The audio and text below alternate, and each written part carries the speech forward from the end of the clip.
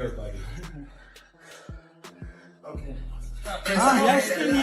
Things on me like brand names. Treasures like no brand new paintings. A lifestyle on my team. Everyone I know has called me.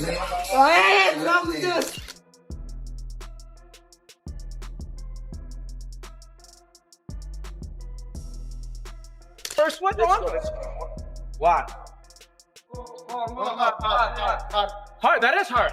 I think you feel. Islam got me in his, Darce choke 2 times. I'm like, God damn it.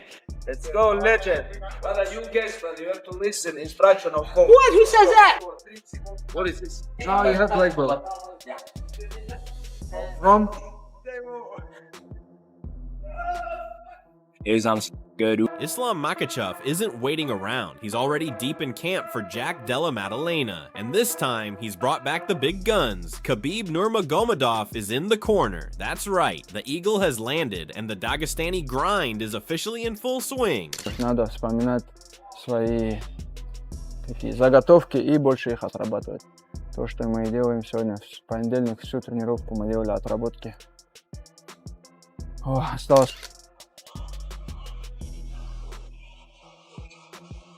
Вперед тоже делай то же самое. Хорош.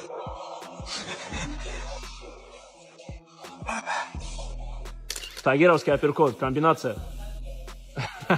А боковой после апперкота? Обязательно ногой. А боковой после апперкота? Да, он. Вот, отлично, похоже. Да. Он назад не отходил, на месте он. Makhachev's routine is as ruthless as ever. His mornings start with punishing runs through the mountains, elevation, cold air, and no excuses. Every stride is a message. He's coming in conditioned like a machine. Coach Khabib has lost his damn mind, and he does not understand fatigue when he doesn't do everything. And this guy is crazy out here. Brother, is this guy really crazy? You have to come to the camp because this guy pressure push us crazy. And we have all this sparring, couple grappling rounds, couple wrestling rounds, and that's it. We finish all training. But when we finish all these things, he beginning do some other exercise too much.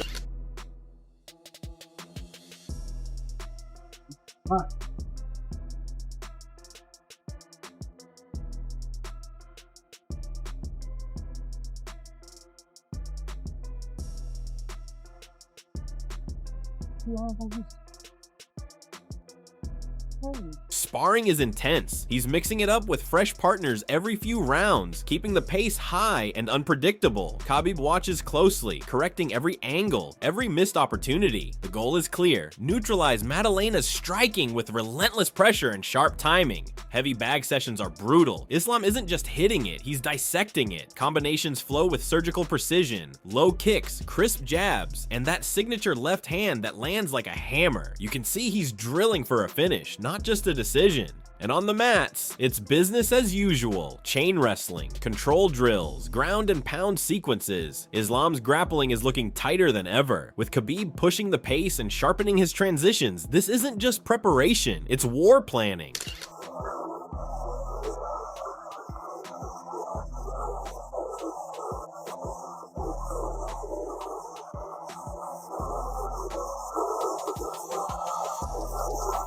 Every session, rep, and drop of sweat focuses on one thing: dismantling Jack Della Maddalena. And with Khabib back in the corner, the energy feels different. This camp isn't just serious, it's personal. And, what did you start training in? What was the first thing you started doing? Because I seen you put the gi on and you were doing a lot of judo, doing throws. So where did you start? I start not judo. No? I did judo like not much. I did sambo. Sambo. Yes. Combat sambo or regular sambo? Combat sambo. And then what's the difference from regular sambo to combat sambo? Regular sambo without punching. Combat sambo, this punching. You can give Headbutt? headbutt. Do you wear headgear or no headgear? Yes, headgear. Okay. Headgear. And elbow, everything. MMA just with gi.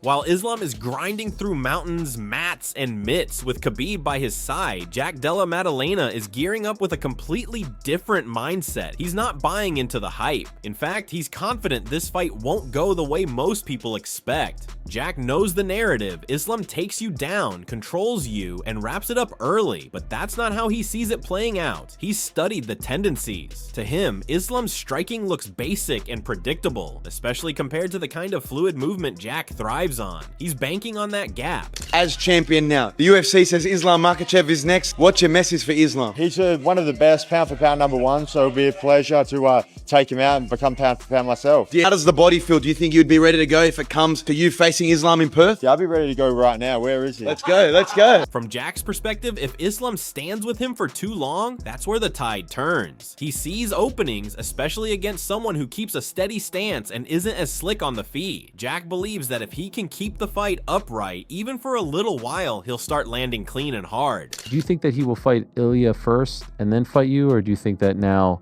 I don't know. I actually don't know. But I think, yeah, I don't know. We'll see what happens. But I'm ready for the challenge.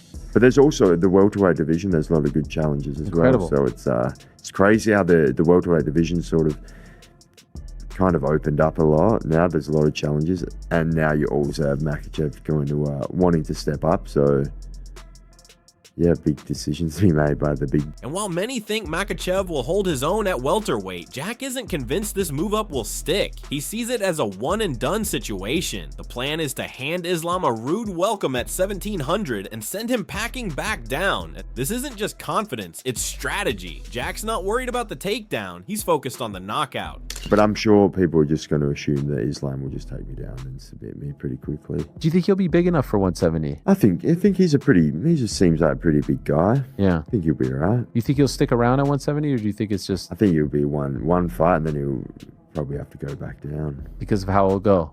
Yeah. How do you see it playing out? I think I can take him out. I think, but Bilal really just changes stances a lot, walks forward. But I think if I can have someone that just stays in the same stance, and I don't think, but Islam's the very good striker. I think I could land a lot of shots, and I think I could take him out. Wow. Tough for takedowns. If I get taken down, I believe I can get back to my feet. While Jack's confident he can land the shot that ends it all, a lot of people, especially the ones who've been around the sport forever, aren't so sure. They've seen what Islam can do, and they're leaning the other way. Guys like Joe Rogan, who've stood next to Islam in person, can't believe he ever made 155. He looks huge, strong, solid, and way bigger than you'd expect. Now that he's not cutting all that weight, people think he's going to be even more dangerous at 170, that extra size. With the same wrestling and control he's known for, that's a nightmare for anyone standing across from him. Islam Makhachev is huge. I mean, that guy, how he makes 155 is... I don't understand it. Every time I stand next to him, like, how are you 155? How much do you think he walks around? He's got to be 190-ish, in the 190 range. He's got to be. That's what he looks like to me. I never saw him in a person. Yeah, he's thick. He's thick and big. I mean, he's not a small, he's not a 155-pound man. It's just so silly. I don't understand why they won't just book you and Islam. There's many times that I wish I was running the UFC. I would change so many different things. That would be one of the first things I would change. I'd like, book that fight right away. And it's not just Rogan. A lot of MMA voices are backing Islam in this one. They think he's just too smart, too strong, and too good at dragging fighters into his world. They picture him getting past Jack's striking, closing the distance, and making it a rough night from start to finish. So while Jack's hoping to keep it on the feet and test Islam's chin, the buzz from the experts sounds different. They're saying this won't be some back and forth war. They think Islam's just going to take over. And mean. But then you got guys like Islam that could do everything. And Umar. This is the difference. Yeah. Right? Like, Islam is scary standing up. Like, in the beginning of his career, he was really good at wrestling, not as good at standing up, but now he's just as good at standing up. When you KO Volkanovski like that, you know, and then you choke out Dustin Poirier like that. Like, that guy, that's the full thing. Like, yeah, done. That dude is on another level. I mean, he is the truth. I was always impressed with him. But, I mean, I was saying, leading up to him getting a shot at the world title, he's the boogeyman of that division. He was the guy that everybody was saying, like, is the most dominant of all the contenders. And then when he tapped Dober, that was a big one. When he tapped Dan Hooker, that was a big one too. It's like the way he's tapping these guys who are these world-class fighters, and he's just fucking running through them.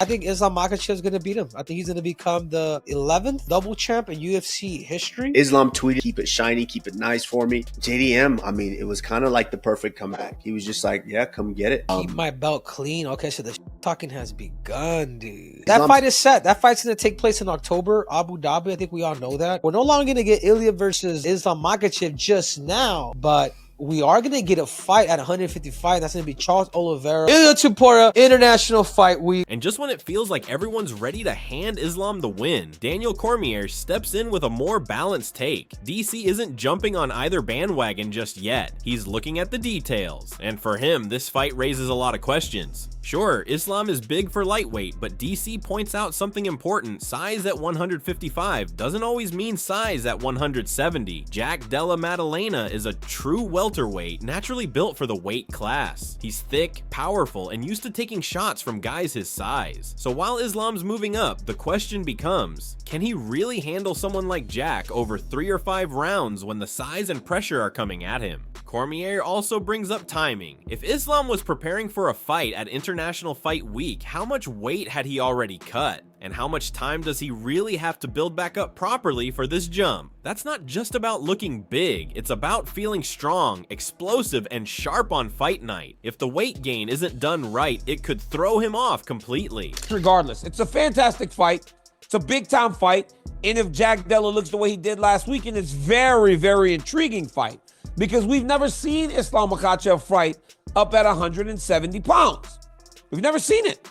We've never seen him have to compete up 15 more pounds. Yes, he is a big dude. But in terms of full-on stature, is he big as Jack Della Maddalena is? And also, if he thought he may fight International Fight Week, how small had he gotten? And how much time does he have to put the weight back on the right way before he moves up to 170? A lot of questions.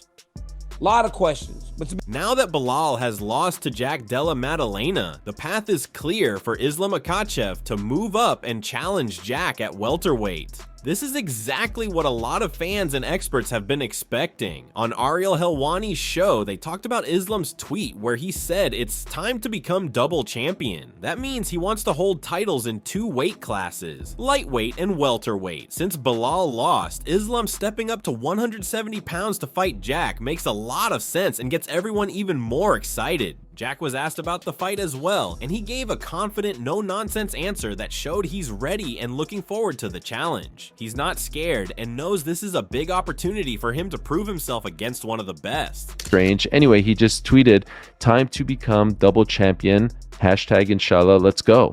And so I suppose, as we had all been predicting, if Bilal lost, Islam would move up, and he would challenge JDM, who was asked, by the way, good question from DC. DC asked him about the fight against Islam. I loved his response. I'll get him back for Vogue, which was great, seeing the Australian unity. But the question that now remains is, and it was made a little complicated yesterday when Islam said, yeah, I'll move up, but I ain't vacating the title. Ilya saying, I ain't fighting for no interim belt or number 1 contender belt. What the hell does that mean? Personally, and I'd love to ask you, okay, let's just assume Islam is going to move up now to 170.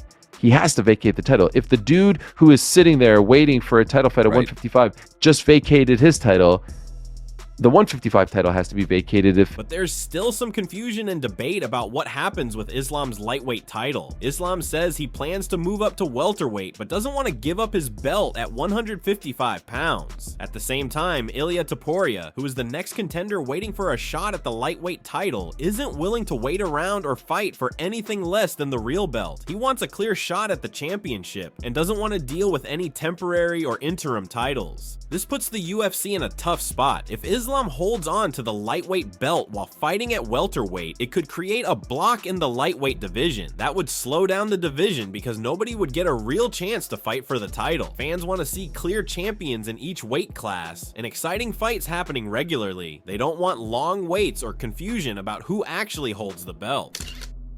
I agree 100%. I mean, and I don't understand how the UFC would give, in this situation with 3 divisions basically being affected over the course of this, why they would give Islam, you know, all power over the situation. I really don't know why they would do that.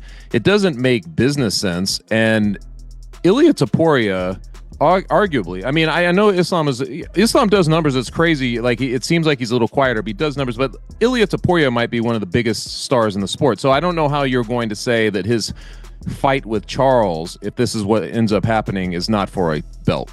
No, it's got to be. It's got to be, right? Like, it just doesn't make sense. And you're not going to create a sort of interim belt while he's off on a lark. You know, it's just, it doesn't make sense to me. So I feel like that he would have to.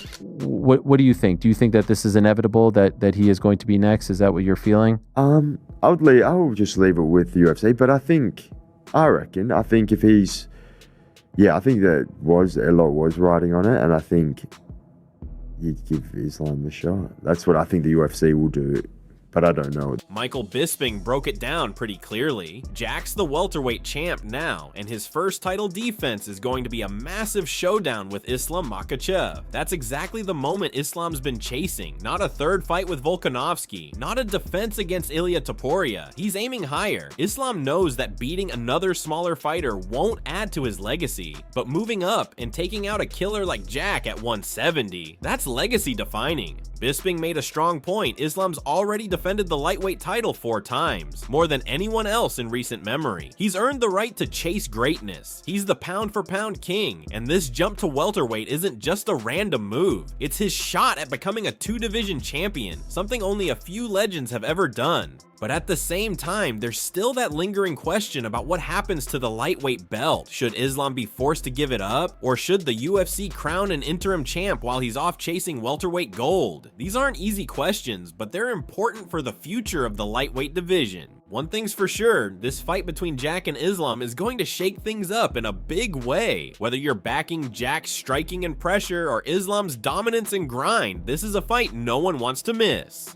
So, what do you think? Who takes it, Jack or Islam? Let us know in the comments below.